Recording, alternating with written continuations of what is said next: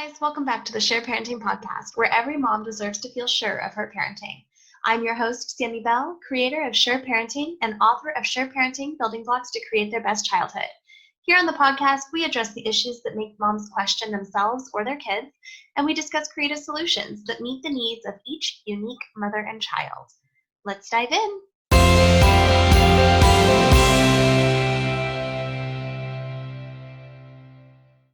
This week, we are going to talk about a topic that is very relevant to me right now, and that is when your parenting partner is gone for a while, for a week or more. So, important to note that single parents rock, and I do recognize that you guys do this all the time by yourself.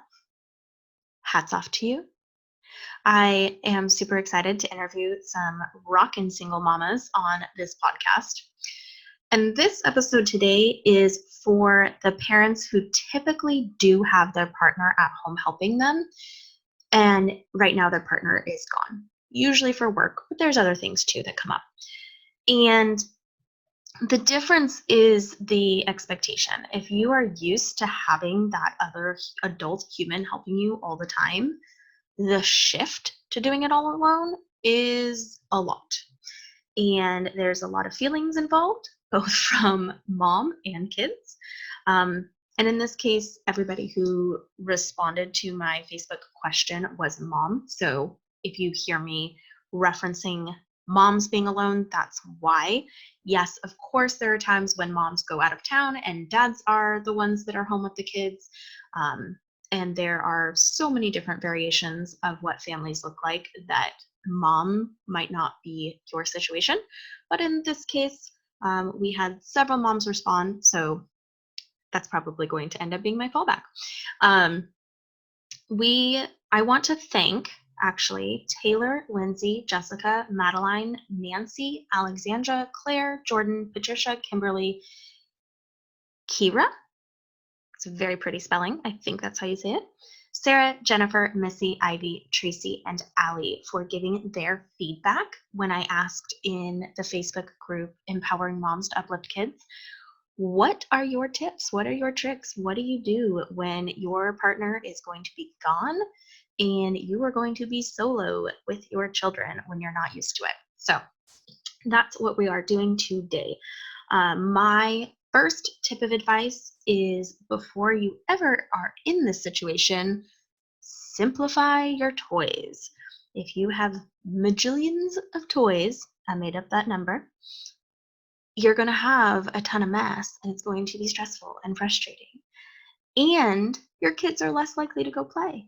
Isn't that a trip?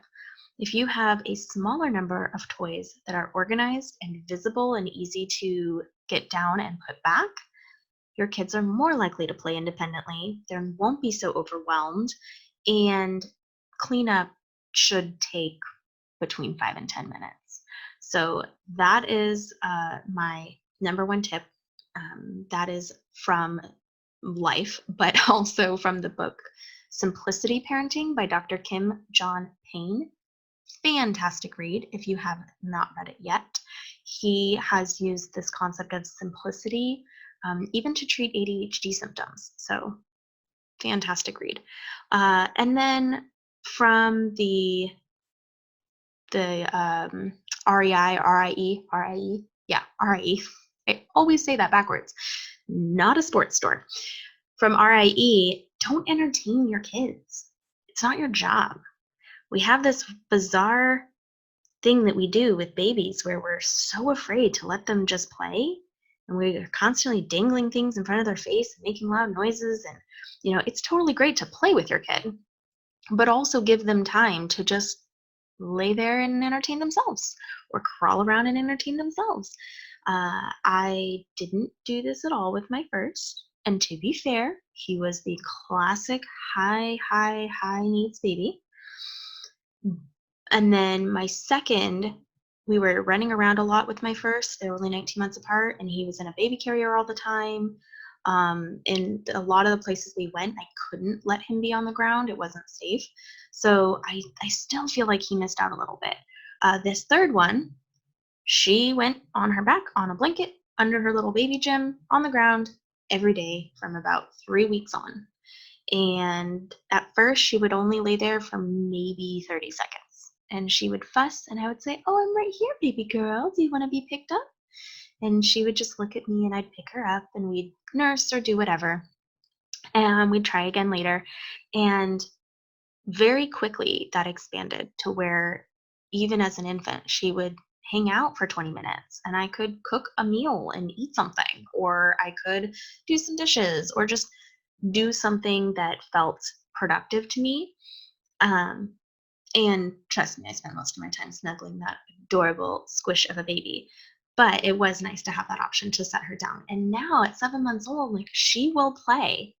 She will crawl around the house and play, and especially if she can see her brothers. And she doesn't have any toys that make a lot of noise or really do the work for her. All of her toys are things that she manipulates herself. And I'm really enjoying this approach. I feel like it's really been a great fit for our family, and it takes a lot of pressure off of me, which is perfect because there's 3 of them now. I am very outnumbered, especially when my husband has to go out of town for work. Most of you know, we recently moved states, and part of the deal was that my husband was going to have to travel a lot more. And that was acceptable because we really wanted to be able to move, and we love where we live now. Um, but that brought its own challenges, right? So, moving right into these tips and tricks, I have categorized the answers into 5 different groups. There's the food group, the assistance group, the activity group, the expectation group, and the tools group. And you can agree or disagree with my categorizations, but I'll tell you all of them and you can put them where you want. So, food came up a lot. And I realized, particularly on this last stint, that food consumes an enormous amount of my time. Planning and thinking and shopping and cooking and feeding and cleaning again. And it's just kind of crazy. So, some of the tips that moms gave were: have my favorite food, have something that, I can look forward to. I was like, yes, I like this. Have something that hubby doesn't like, something you like that your husband doesn't like, that usually you don't make because he's there. Make that. And I do this. I love to make things that I know he's not super fond of. When he's not there, I can make it and it's all for me. Yay. Do takeout. Realize that snacks or sandwiches are definitely dinner. I would add to that smoothies from Brittany Henderson, who's a health coach and happens to be my best friend. Smoothies for dinner, totally a thing. Easy, easy, easy, easy, even if it's not the healthiest option. You want to make mac and cheese for dinner one night? Go for it. Meal prep ahead of time is an excellent strategy. I usually do this. I especially did this when he was gone for a month, but I did not do that before this last trip, and I was regretting it. So, if you can, meal prep beforehand, at least meal plan, at least have an idea of what you're going to do. Crock pot, throw everything in the morning and let it sit, and then you will have dinner that night. And a lot of crock pot meals are larger meals, so then you have leftovers for lunches or dinners again. Go out to dinner. Now, personally, this is not something I want to do. My children are little. They are 6.5, almost 5, and 7 months. So taking them to a restaurant sounds like a hassle. And for a lot of families, it is so much fun and the kids really enjoy it and they've been practicing this for a while and it works for them. The upside of going out to dinner is there's no planning, there's no cooking, there's no cleaning. You can just enjoy the food. So definitely a win for a lot of families. Somebody said use paper plates. Do I hear you on that? Having to do dishes when you have a bunch of little people pulling on you can be a challenge for sure. And you know what? I give you permission. If you want to use paper plates and paper cups for a little while because it just makes your life easier, go for it. If you want to use a paper towel instead of a plate, go for it. One that I thought was super cute was crepe dates. One mom has crepe dates with her son. I was like, that's adorable. It gives you something to look forward to when dad's gone. Treat yourself. Have something available for you after your kids go to bed that just feels indulgent. And that can be anything from an apple with almond butter and cinnamon and salt that just feels like a yummy treat to a pint of ice cream. You do you. Um, One of the things that I like to do is to do my grocery order online for pickup so that I put the kids in the car, but I don't have to get them out of the car and back in the car. We just go grab the food that we need and go back home. So that is a huge thing that I like to do. I use Walmart because if I spend $30, the pickup is free, and I always spend more than $30, literally every time. So free pickup works for me. So those were the food tips. Um, I would also add that it's okay to shift your expectations. Maybe you've been working really hard on everybody has to stay at the table during mealtime. But if that's going to cause you a lot of stress and you don't have your backup there to help you uphold this expectation, you know what? Maybe while dad's gone, we lay out the Turkish towel and we have picnics in the living room. That's okay. You're allowed to make those exceptions to make your life easier. You're also allowed to not make exceptions and be like, no, this is our rule. We're going to follow it. So it's really up to you what you want to do, but don't feel guilty about changing your expectations to meet your circumstances. As long as everybody is healthy and safe, again, you do you. Moving into the assistance category, recommendations: get a babysitter. Have your family available to you, either going to them or them coming to you. See your friends, have play dates, go to play spaces, indoor play spaces. Have anyone come over and talk to you and have adult conversation. Have a cleaner. Wouldn't that be nice? I never thought about that, but like, yeah, I want somebody else to do the cleaning when I'm on my own.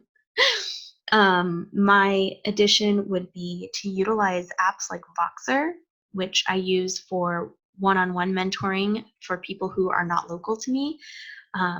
But I Voxer my friends. When I'm alone, I will Voxer them and talk about what's bothering me or just talk to them because having an adult to talk to is helpful. Um, Moving on to activities, some recommendations were going to the park, even every day, going to a movie, going to a museum, going on a mini vacation. I thought that was a really interesting idea. I had not considered that, but I could definitely see if my kids were older, being like, you know what, dad's gonna be gone. We're gonna go, 2 hours away and stay in a cabin for a little while. Um, Especially if you know about your partner's travel a ways in advance, you could totally plan a trip yourself. On that note, there have been a few times when we've been able to travel with my husband and check out a new place we've never been before while dad works all day and then have dinner together at night. So if that's an option for you, it's pretty fun. Another suggestion was to go to a hotel, even in your own city. Free breakfast, free pool. I mean, not exactly free, you do pay for the hotel, but this mom's kids love it. It's a super special treat, and she feels a lot less pressure to really have to be responsible for those kinds of things. And I thought that was pretty cool. Going out in nature was another mom's suggestion, as much as you possibly can. Definitely a fan of getting kids outside. My addition to this list is, what about doing nothing? When I am solo, I want to stay home. I don't want to go out. I don't want to do all of the things. I don't want to load children into a car and out of a car and into a car and out of a car. It's tiring, it's overwhelming. Fortunately, my children like to play at home. So we did that. I left my house for co-op, for our homeschool co-op, and that was it. The rest of the time we stayed home. So if you are a weirdo like me who does not want to go to the park or museum or anything when you're solo, I hear ya. I am with you on that, and that's okay too. You do you. Moving on to the tools that you might use, take breaks. Obviously, that's important anytime, but especially when you're alone, your triggers might be a little bit heightened, your patience might be a little bit lower, so make sure you're giving yourself some breaks. Using a bath. as a break. I think that's a great idea. All right, everyone's taking a bath. Water makes kids chill out most of the time, and they can play and be super silly and splash and do all that, but they're contained and the mess is contained and it all goes down the drain. So that is a helpful tip. Using headphones, I recommend this all the time, but definitely when you're alone, having some sort of barrier between loud, shrill noises and your brain allows you to be more sane. Having an early bedtime. This was recommended a couple of times. And to add to that, I would say having a later bedtime. When my husband is here, he has to get up very early for work. And so he wants our kids to be on their schedule. We start getting ready at 6:30. They're in their beds by 7. We read until 7:30 and then we leave. And that works really well when he's here. But I don't have to get up really early for work. I just have to get up whenever they get up. So for us, there's been lots of times where they're playing happily and it's 7:30, 8 o'clock, and I'm like, you know what? This works for us. They're going to go to bed later. They might sleep a little later. I mean, not much, trust me, but it works. I don't need to fight about it. If everything's going well and everybody's still calm and peaceful and happy, having some wiggle room can be okay. You do you. It's the theme of this show. Using shows, especially while you're getting your younger one down for a nap. Yes, do that. Someone recently was mentioning that she felt so guilty because she turned on a show for her 2-year-old while she was getting her baby down for a nap. I was like, no, you're using your resources and tools wisely. Do that. That's good. Go on car rides. Like, what a fun idea. I wouldn't have thought of that. Maybe your kids just want to get out of the house and you don't want to, chase them around the zoo or the library. Let's go on a car ride, see what you see. To add to that, listen to an audiobook while you're driving. My kids love audiobooks. You can get them for free from the library through Overdrive or Libby. They're both apps. You can use your library card to get free audiobooks. Super fun. Have a movie night. One mom said to do no calls with the partner who's gone because it just upsets her kids. Other moms said they do FaceTime calls every single day because it helps their kids. So everybody say it with me. You do you. Taking photos and videos that you plan to share with your partner when they get back. The mom specified that she has some that she doesn't share on public social media so that her partner feels special. And I could definitely see kids getting excited about that. My 6-year-old wanted to do an experiment and he asked me to film it so he could show dad his experiment when he got home. Like, they get pretty stoked about stuff like that. And 2 more on a similar note. Plan a date to look forward to when your partner gets home. So if you guys have a typical date night, talk about it while they're gone. Talk about what you're going to do on that date when they get home so you guys have something to look forward to. And then if you have a regular date night and a regular sitter, keep date night. Just take yourself on a date. I was like, yes, I love this. She said sometimes she'll go with a girlfriend and they'll, go do something together, go shop. Other times she'll just go to the store with her headphones on and basically be on a date by herself. I, for one, love to go to a restaurant by myself. There's lots of people who think that's super weird, but I started doing it as a teenager when I was working and I'd go to lunch by myself, and it's peaceful. It's really enjoyable. I take a book and I just read, enjoy my sushi. Oh yes, sushi is my friend. But if you have that in place, then do that. I do not have that in place. That is on my list of things to do. But my tiny person's still nursing, so I don't usually leave for very long. Also still looking for a babysitter. So these things can be works in progress. Take the ideas that work for you, discard the ones that don't, and that's how we roll around here. The last category is expectations. So everyone has heard the KISS acronym, at least I had, and I always heard it as keep it simple, stupid, but this mom taught me keep it simple, sweetie, and I thought that sounded a lot nicer. Keep things as simple as you possibly can. Yes, I'm a fan. She also has a motto, everyone helps mama. I was like, that's adorable. And what a cool idea to set a motto for the time that you're going to be apart, where you can chant this motto together. You can remind your kiddo, what's our motto? Everyone helps mama. Yay!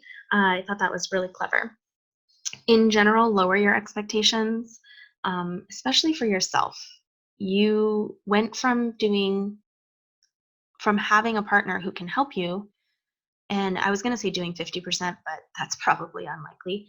Um, you went from doing a smaller percent to doing 100%. And if you did 100% before, then you probably don't care that your partner's not there because it didn't change much for you. For me, my partner helps a lot. He's fantastic. And I mean, I wouldn't be able to record this right now if he wasn't chilling with all of the tiny people. So, um, I lower my expectations. I know that I may or may not get a podcast out the weeks that he's gone. I may or may not get a video out the week that he's gone, and that just happens. That is real life. I cannot hide the fact that I am a real human. Sorry, guys. As they get older, it'll be easier and easier to stick to a strict schedule.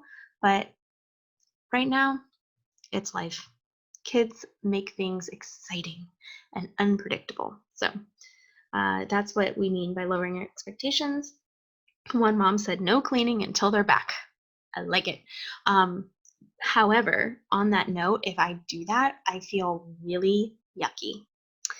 I feel very stressed and anxious when my space is super cluttered. So instead of no cleaning, I figure out the one thing. And I've written an article on this based off the book called The One Thing. And everybody has a thing that if you were to do that thing and finish that thing, everything else would feel so much better. For me, that is my kitchen counter. If my big island is clear and it's just the flowers and the fruit bowl, I feel like I can breathe. So every night I try to get that island cleared off, even if nothing else gets done. If that's done, I feel like I can breathe. So I do minimal cleaning, but I do that one thing so that I can feel happy and sane. Not everybody feels that way. And there was a long period of my life when I didn't feel that way, where I was just like, nope, no cleaning works for me. So we just are different, and we're different in different seasons. So again, you do you. Give yourself some grace. You might lose your patience. You might have to apologize like 20 times more than normal because it's hard to be alone, especially if this is the first time you've been alone. Give yourself some grace. Give your kids some grace. This is really important. Kids don't understand these things. They don't understand why dad had to leave for work. They don't understand time really. What you recognize as a week, they might not have had time to understand what a week is. So it just feels like forever. I recognized at the very beginning of my husband leaving this time, my 6.5-year-old was really struggling. Super grumpy attitude, saying things that were just to kind of get that reaction. And I was just like, wow, what is happening right now? What are you feeling? What are you thinking? What are you struggling with? And it turned out that he was feeling a lot of pressure to do more and essentially like take over and be the man of the house. And literally no one's ever said that to him. But even still, as the oldest child, he felt like if dad wasn't there, then he needed to do more. And that's a lot of pressure to put on a 6-year-old. And so I heard him and assured him that I've got it. Everything's under control.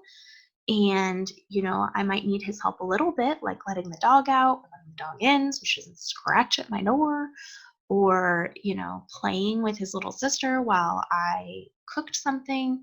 But that if he couldn't do something, he could just talk to me and we would find a different solution. And once he realized that it wasn't all on him, um, he was able to feel better and feel calmer. And obviously, his attitude improved. And so giving grace is really, really special. And it makes the whole transition a lot easier. Some moms said keep your schedule and routine. Don't deviate at all. It's too chaotic. And I definitely know families for whom that is true.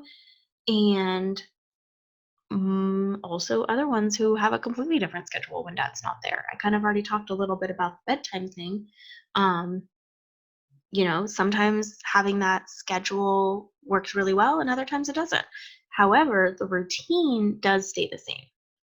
We do our fish oil treat and probiotics, and then we go upstairs and we brush teeth and we floss teeth and we do the xylitol clear with an XLEAR nose spray. And we do that to clear out the nasal passages. It also kills bacteria that causes colds and viruses and stuff. Actually, that's viruses, not bacteria, but anyhow. That particular nose spray has been shown to lessen the chances of ear infections. It's fantastic. But what it really does is it moistens the nasal passages so that you can nose breathe at night, helps clear stuff out. Mouth breathing is a whole other topic that causes a lot of issues. So we work really hard to avoid mouth breathing. My 6.5-year-old uses mouth tape at night, and my 4.5, almost 5-year-old, he uses a snoring sleep mask because he hates the tape. So that's part of our routine. Side note there. And we keep that routine all the same. So that way they know what to expect. There's nothing funny going on. If, when dad was gone, it was like, hey, you're playing nicely. Now it's going to bed and, we're not doing our normal things. That would really throw my kids for a loop. So we do keep the same routine, even if the schedule shifts a little bit. And the last one is say no.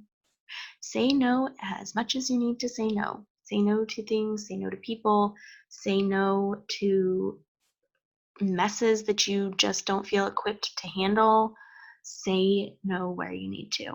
Um, and if you're saying no to your kids, you can say no in lots of different ways that aren't triggering to them. You can say yes when, insert things here, when dad gets home.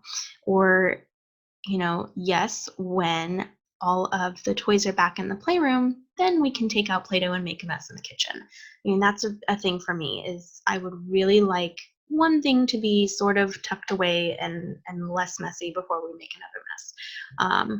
I work very hard to embrace the concept of mess and let them be messy because they're children and that sensory play is so, so important for their development. But I know that it's hard for my brain. And when I'm alone and have no backup, it's extra hard for my brain. So I say no in ways that support my needs and also meet their needs. No, we're not going to have a giant explosion at the table and all over my floor. However, you're welcome to take that stuff and sit in the bathtub. That was the experiment. He had baking soda, salt, vinegar, and something else. And he was mixing and experimenting with different things. So, didn't really want that all over the tile with the crawling baby, but bathtub, that worked for me. So, all of this is to say that there are options. There are things you can do to make life just a little bit easier when you are solo. And if you need support, we are here for you. Feel free to join us in the Facebook group Empowering Moms to Uplift Kids. Feel free to set up a free call at bit.ly/callsammy if you just want to vent or if you want to ask for specific strategies because this is a recurring theme in your life and it always dissolves into chaos and you would like it to not. I am happy to hear your situation and help you to plan and come up with some ideas. I am an ideas person. In case I haven't made it clear, I don't judge and I do not tell you what to do. I just give you ideas. You get to decide what works best for your family because here on the Sure Parenting Podcast, you do you. Thanks so much for listening. I will talk to you guys next time. Bye.